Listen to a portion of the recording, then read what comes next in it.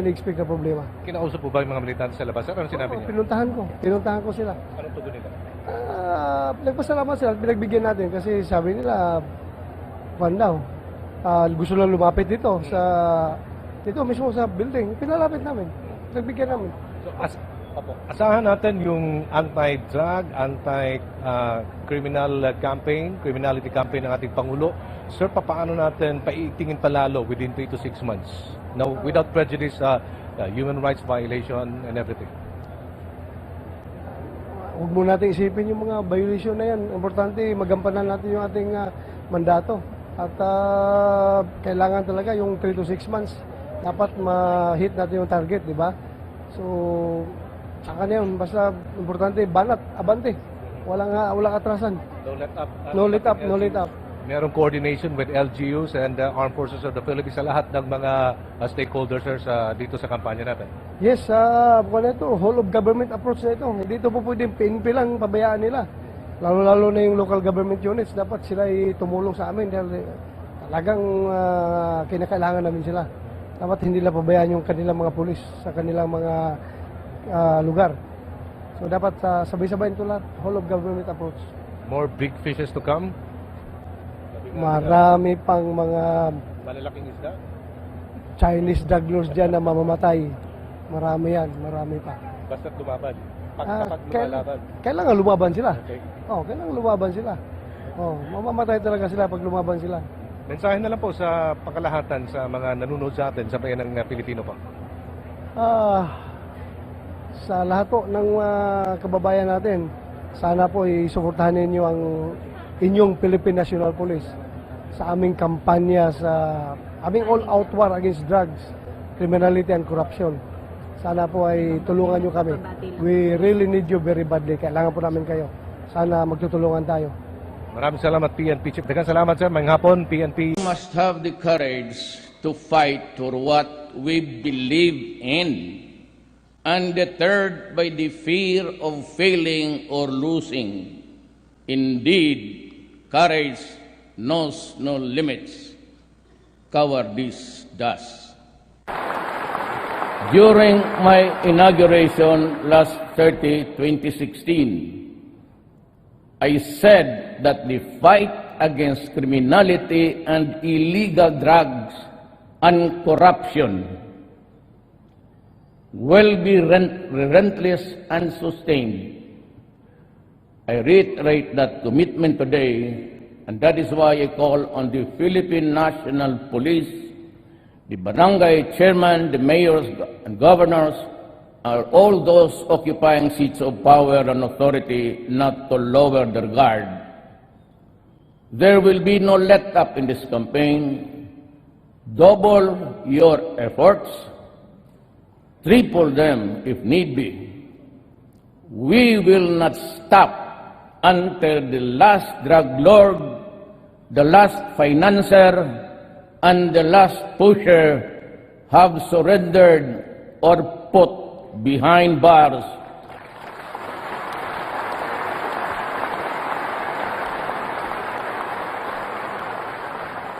Or below the ground, if they so wish.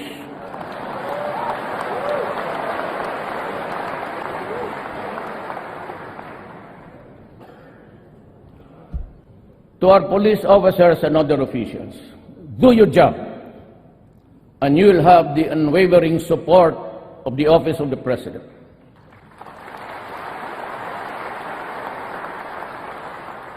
I will be with you all the way. Abuse your authority, and there will be a hell to pay.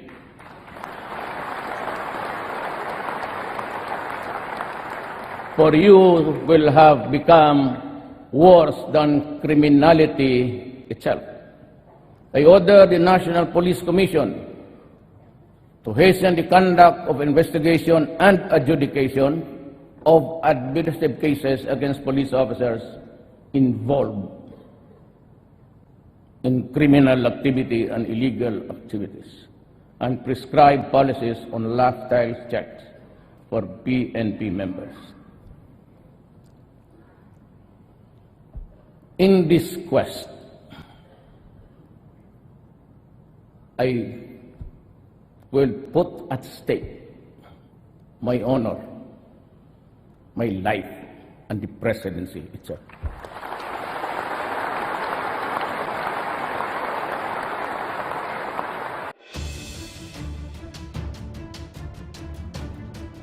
Kung napaplaning na sila? Yes. Bote nga. Mapaplaning na kayo dyan. Mapaplaning. Magpapatayan na kayo dyan. Huwag niyo kalimutan na si Lord nandiyan palagi sa taas.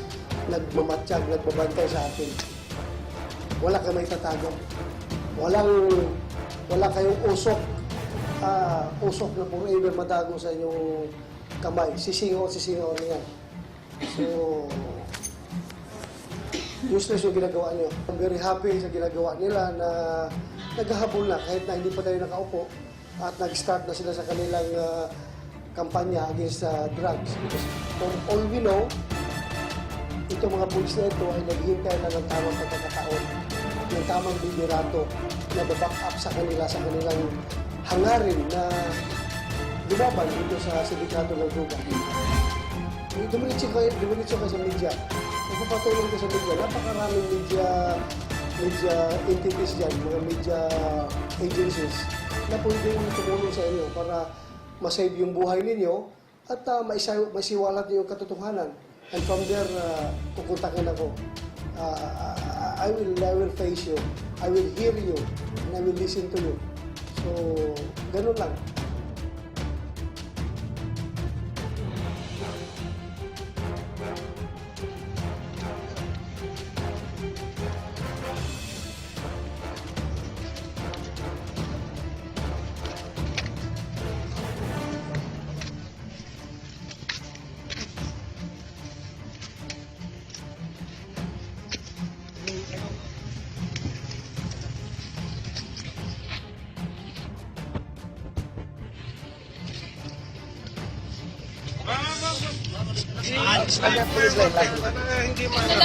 Sige po, yeah. Wala kayong mga... Lalabas ko namin dito. Opo, wait lang konti. Ano po, pasensya lang konti. Hello?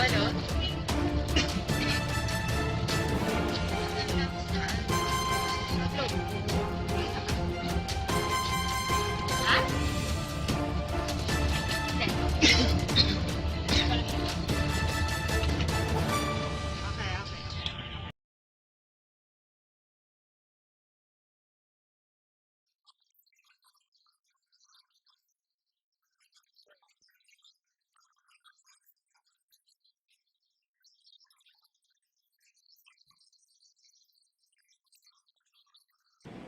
Patayin mo yung mga putang ina yan.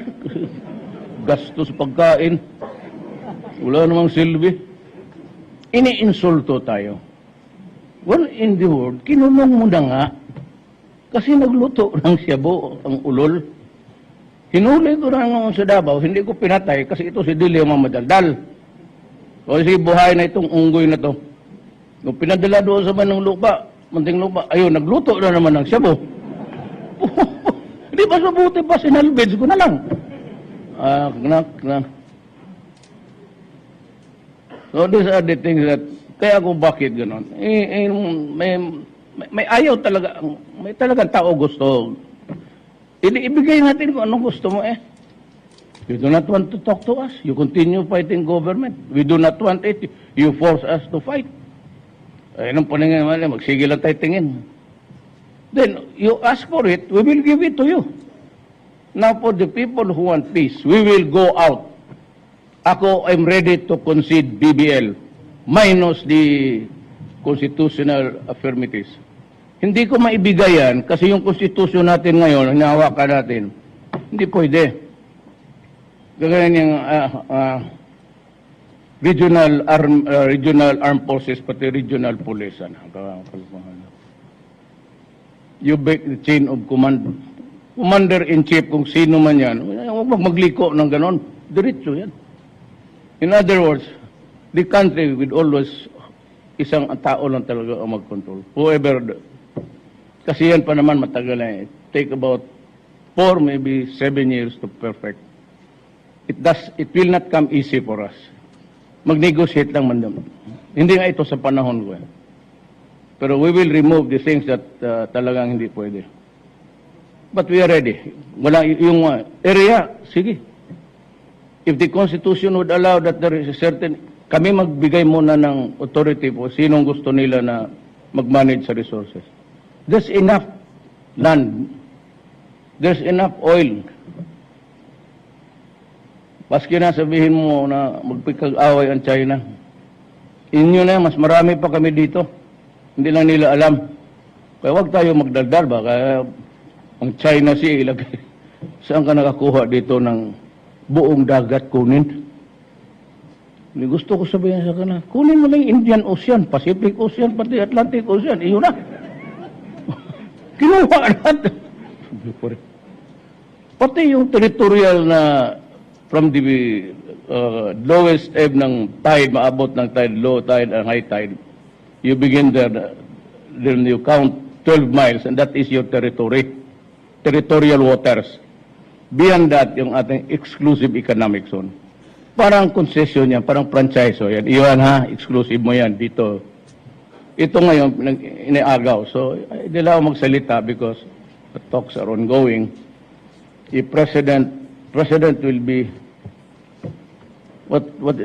Friday man tayo nga, bukas, kung magsabi si President Ramos na hindi na niya kaya, I'll appoint alunan ng DILG. Mahusay yun. Reserve ba yun ng si Colonel in the Reserve Force?